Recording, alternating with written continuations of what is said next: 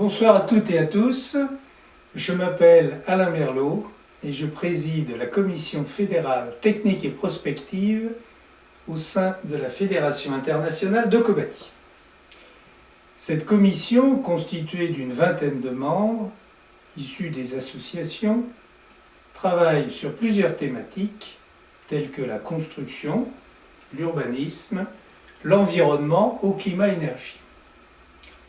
Nos publications, intitulées Les Cahiers du Cobati, mobilisent soit les membres de la commission, soit les membres des 125 associations, dans une action fédérale intitulée Le Trait Bleu.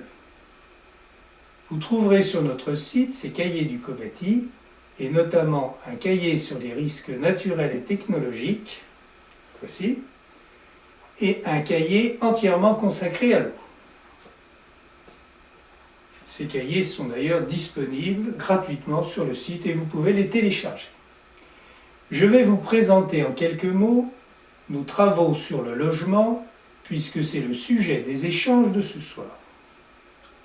L'intercommunalité Plaine Commune nous a exprimé son besoin de réaliser des logements pour les ménages vulnérables. Il s'agit des travailleurs pauvres, des familles monoparentales et des femmes victimes de violences. Ces ménages ont des revenus mensuels compris entre 660 et 1100 euros. Ils relèvent donc du premier décile de l'INSEE.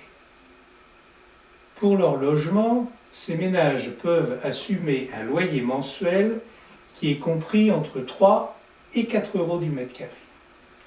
Comment concevoir et réaliser des logements qui prennent en compte les besoins et les capacités financières de ces familles?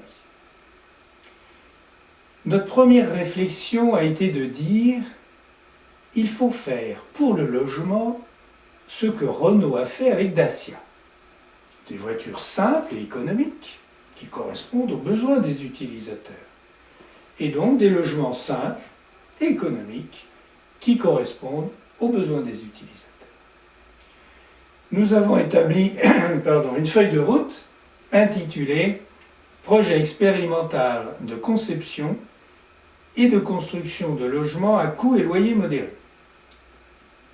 Pour la conception, les équipes de Cobati partiront des besoins des utilisateurs sans tenir compte de la conformité stricto sensu à la réglementation.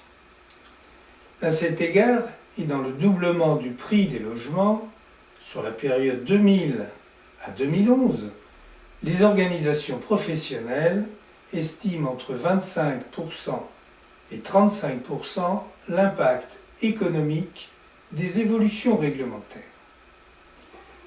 Lorsque ce logement sera conçu avec un objectif de coût locatif HLM compris entre 3 et 4 euros du mètre carré, alors les équipes, en regard croisé, regarderont les écarts par rapport au réglementaire. Il y aura ce qui est acceptable et ce qui nécessitera un correctif. Notre objectif dans le cadre de cette expérimentation étant de satisfaire les besoins des utilisateurs.